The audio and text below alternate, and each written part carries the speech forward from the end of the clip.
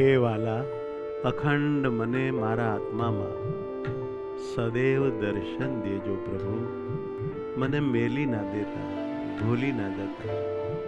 પ્રભુ, હું તમારો છું, મારું સર્વસ્વ તમને મળું. તમે અખંડ સુખિયા રહો. આ સંતોને સદા તમે તમારા માનીને અખંડ એને હાચવો. આ ભક્તોની સદા માયાથી રક્ષા કરો.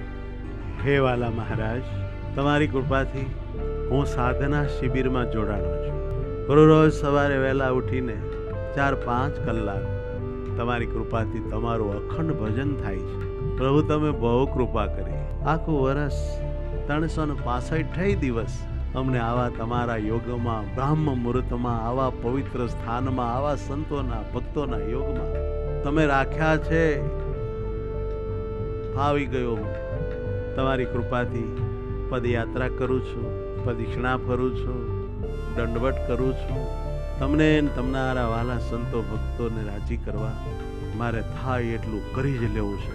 તમને રાજી કરવા એ જ મારી પ્રતિજ્ઞા છે, ભીષ્મ પ્રતિજ્ઞા. તમને રાજીના રેડ ન કરી દઉં તો હું તમારો ભગત નહીં. નક્કી કરી નાખ્યું છે.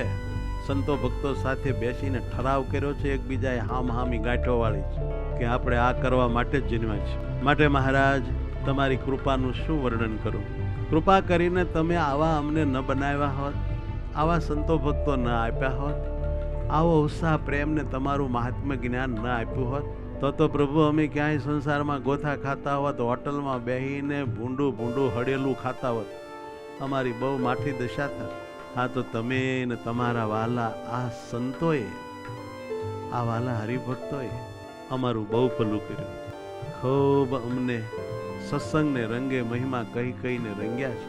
ઘડીભર પણ ભગવાનનું સ્મરણ કોઈથી ના થઈ શકે, એને બદલે સવારના પોરમાં 4 કલાક 5 કલાક અમારી અખંડ તમારા ભજનમય, સ્મરણમય, મહિમામય, પ્રેમમય ક્ષણો વીતે છે. વાહ તારી કૃપા, વાહ તારી કૃપા.